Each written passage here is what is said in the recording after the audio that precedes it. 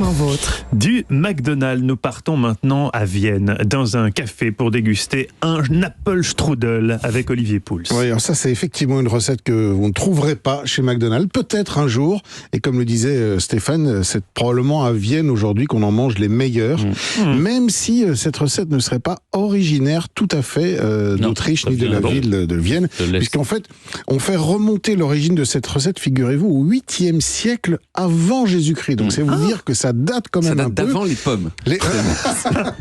Ce sont les Assyriens qui constituaient une pâtisserie, il y a des textes qui la mentionnent en tout cas, à base de pommes, de miel et de feuilles de pâte très fines, l'ancêtre finalement de la pâte feuilletée.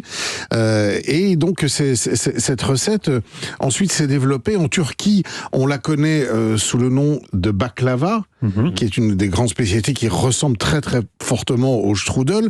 Elle descend, elle, du goulash, une recette de feuilles de pâte trempées dans du lait et servie avec des pommes et des noix. On revient toujours un peu à la même préparation. C'est un dessert qui a beaucoup voyagé ensuite au Moyen-Âge. On le retrouve chez les Mongols, figurez-vous, et dans l'actuelle Hongrie sous le nom de retes.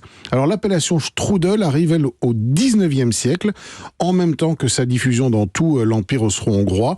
En allemand, strudel signifie tourbillon. C'est un petit peu la forme de cette préparation de pommes qui sont enroulées, donc Apfelstrudel, tourbillon de pommes. C'est aussi un incontournable, évidemment. Un roulé, en fait. Oui, un roulé aux pommes. Un incontournable de la gastronomie juive, puisque et c'est aux Juifs qu'on doit en grande partie sa popularisation, notamment aux États-Unis, avec tous les phénomènes d'immigration. Alors, pour la pâte, mon cher Stéphane, vous qui l'avez faite, c'est un petit peu technique. C'est une pâte à base d'eau, de farine et d'œufs, qui doit être extrêmement étirée et donc extrêmement fine. Elle casse, en fait. Facilement, donc il y a des trous. Alors, la petite astuce que je vous propose pour réaliser ce strudel, c'est de prendre ce qu'on appelle de la pâte philo, que vous pouvez très facilement acheter toute faite, évidemment. Pour ça, la pâte philo, c'est une pâte qui était inventée probablement par les Turcs, elle aussi. Ce sont ces pâtes extrêmement fines qu'on va mettre en plusieurs couches de manière à constituer une espèce de pâte feuilletée. Donc alors, il y a deux versions. La version classique, évidemment, avec les pommes fruits. Donc des pommes fruits, des amandes, des raisins secs, un petit peu de rhum. Quel type de pommes ? Vous allez un peu vite. Vous prenez des pommes à cuire, prenez pas des Granny Smith par exemple, plutôt des pommes un peu farineuses, des pommes Il y a une petite pincée de cannelle en général, des pignons de pain. On fait une compotée de tous ces éléments qu'on laisse cuire tranquillement, mais il faut garder un peu de croquant dans la pomme quand même, faites pas cuire trop longtemps. Et puis après vous allez utiliser vos feuilles de pâte philo. Alors c'est pas très compliqué, on les pose sur un linge humide de manière à éviter justement de les casser.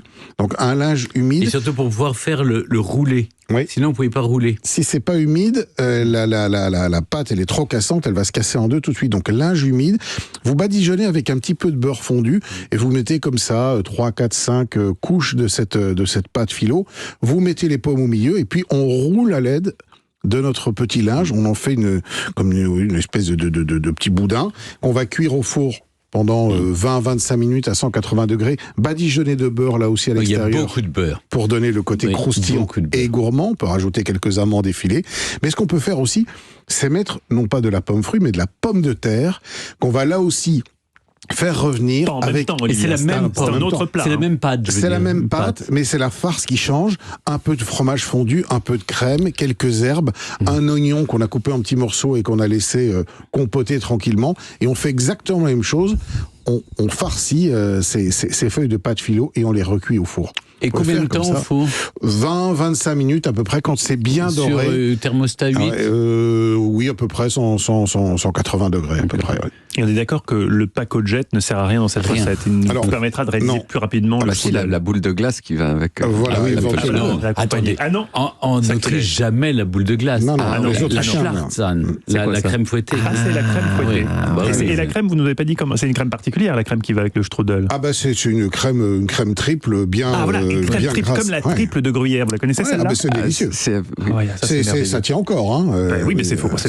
C'est une bonne crème triple. Il y a quand même une mode des années 2000 qui consiste à faire des plats salés sucrés, des plats sucrés et salés, genre des blanquettes de fraises ou des et le Apfelstrudel. Vous n'aimez pas beaucoup les années 2000, David. Non, mais c'est vrai que vous avez aujourd'hui des gens qui font des éclairs salés. Il y a une mode de vouloir, comme on dit, réinventer ou je sais plus ce terme horrible en cuisine. Restructurer. Oui, ou twister comme. Voilà, twister, déstructurer, faites ce que vous voulez. Arrêtons de twister, de déstructurer, retrouvons. Faisons. Le bon strudel aux pommes comme on l'aime. Merci Olivier, on retrouve toutes vos recettes sur le site europe1.fr et on vous retrouve demain autour de la table des bons vivants de Laurent Mariotte de 11h à 12h30 sur Europe 1.